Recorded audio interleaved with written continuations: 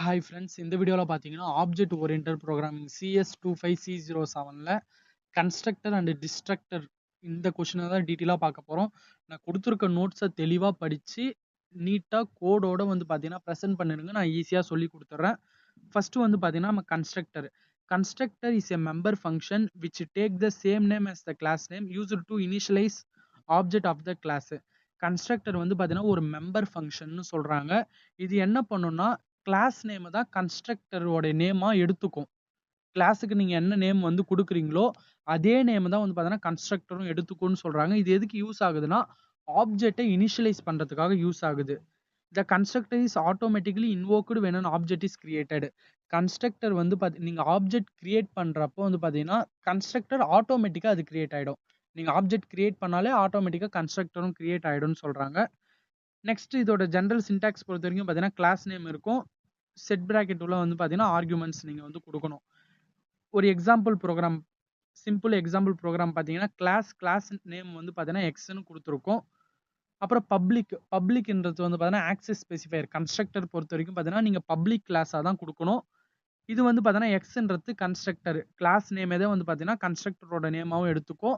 நீங்க object create பண்றப்பயே constructor வந்து ஆட்டோமேட்டிக்கா கிளாஸ் நேமை எடுத்து கிரியேட் பண்ணிக்கும். நெக்ஸ்ட் வந்து பார்த்தீங்கன்னா கன்ஸ்ட்ரக்டருக்கு சில கேரக்டரிஸ்டிக்ஸ்லாம் இருக்கு. அது என்னன்னு பார்த்தீங்கன்னா கன்ஸ்ட்ரக்டர் வந்து கிளாஸ் நேமை தான் வந்து பார்த்தீங்கன்னா கன்ஸ்ட்ரக்டர் நேமாவும் எடுத்துக்கும். கன்ஸ்ட்ரக்டர் வந்து பார்த்தீங்கன்னா பப்ளிக்காக தான் நம்ம டிஃபைன் பண்ணணும். அது வந்து பார்த்தீங்கன்னா பப்ளிக் மெம்பரா தான் இருக்கணும்னு சொல்றாங்க. அதே மாதிரி பார்த்தீங்கன்னா நோ ரிட்டர்ன் டைப். கன்ஸ்ட்ரக்டர் வந்து ரிட்டர்ன் டைப்பா இருக்காது. 5th பாயிண்ட் வந்து பார்த்தீங்கன்னா construct cannot be virtual. Construct வந்து பார்த்தீங்கன்னா விர்ச்சுவலா இருக்காதுன்னு சொல்றாங்க. 6th பாயிண்ட் கன்ஸ்ட்ரக்டரை வந்து பார்த்தீங்கன்னா நம்ம ஓவர்லோட் பண்ணலாம். அந்த பாயிண்ட்டும் சொல்றாங்க. 7th பாயிண்ட் பார்த்தீங்கன்னா அட்ரஸ் cannot be referred. கன்ஸ்ட்ரக்ட்ல வந்து பார்த்தீங்கன்னா அட்ரஸை வந்து நம்ம வந்து பார்த்தீங்கன்னா ரெஃபர் பண்ண முடியாது. ஒரு 4 பாயிண்ட்ஸ் இல்ல 5 பாயிண்ட்ஸ் படிச்சு வச்சுக்கோங்க.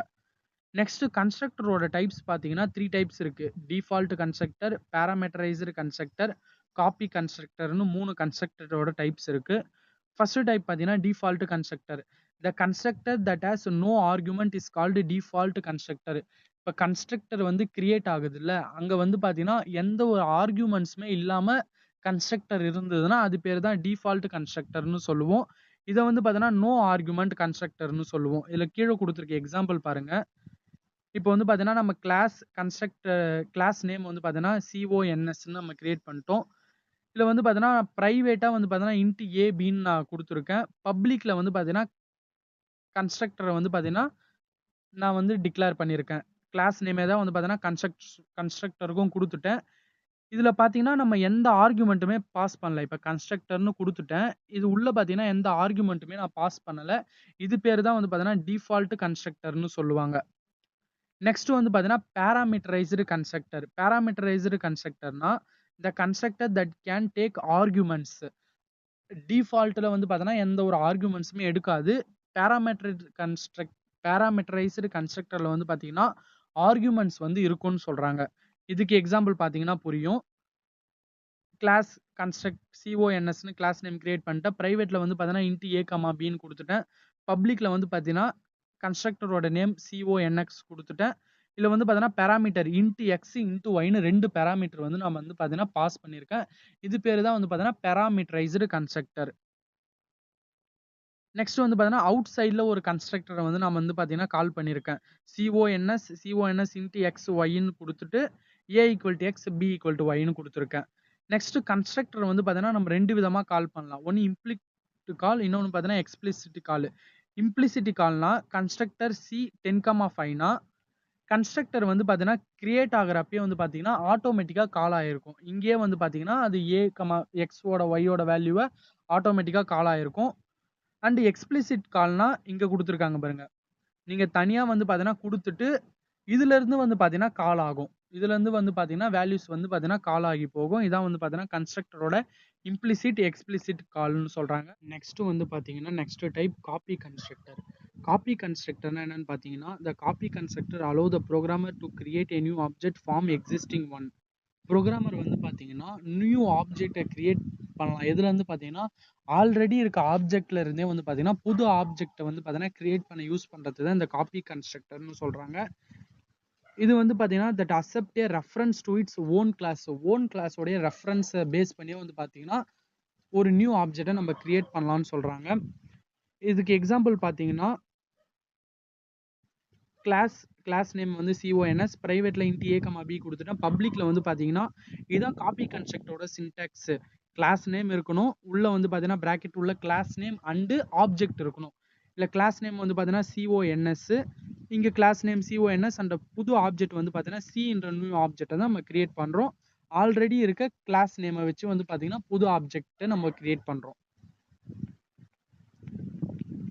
நெக்ஸ்ட் பார்த்தீங்கன்னா டிஸ்ட்ரக்டர் பொறுத்த வரைக்கும் பார்த்தீங்கன்னா destructor are used to destroy the objects that have been created by the constructor.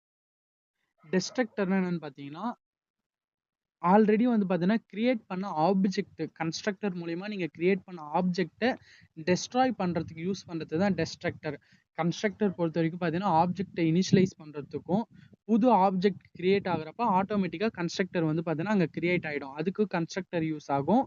Destructor வந்து பார்த்தீங்கன்னா அந்த ஆப்ஜெக்டை அழிக்கிறதுக்கு வந்து பார்த்தீங்கன்னா இந்த டெஸ்ட்ரக்டர் யூஸ் பண்றாங்கன்னு சொல்றாங்க. இதோடைய கேரக்டரிஸ்டிக்ஸ் பொறுத்த வரைக்கும் பார்த்தீங்கன்னா டெஸ்ட்ரக்டரும் வந்து பார்த்தீங்கன்னா கிளாஸ் நேம் தான் டெஸ்ட்ரக்டர் நேமா எடுத்துக்கும். இது வந்து பார்த்தீங்கன்னா கன்ஸ்ட்ரக்டர் மாரியே தான், இதுவும் வந்து பார்த்தீங்கன்னா பப்ளிக்காக தான் டிஃபைன் ஆகும்னு சொல்றாங்க. இது பப்ளிக் மெம்பராக தான் இருக்கணும்னு சொல்றாங்க. இந்த destructor does not take any argument. கன்ஸ்ட்ரக்டர்ல வந்து பார்த்தீங்கன்னா நம்ம ஆர்குமெண்ட் இல்லாமலும் பார்த்தோம், ஆர்குமெண்ட்டோடையும் பார்த்தோம். ஆனால் டெஸ்ட்ரக்டர்ல வந்து பார்த்தீங்கன்னா ஆர்குமெண்ட் எடுத்துக்காது அப்படின்னு சொல்றாங்க. ரிட்டர்ன் டைப்பும் இதில் இல்லை, டெஸ்ட்ரக்டர்ல எந்த ரிட்டர்ன் டைப்பும் இல்லைன்னு சொல்றாங்க.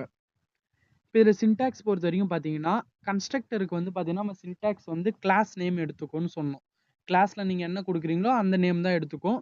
நீங்க டிஸ்ட்ரக்டருக்கு வந்து பார்த்தீங்கன்னா இந்த சிம்பிள் ஒன்று எடுத்துக்கும். இந்த சிம்பிள் வந்து பார்த்தீங்கன்னா tilde, இதான் வந்து பார்த்தீங்கன்னா இந்த சிம்பிளோட நேம்.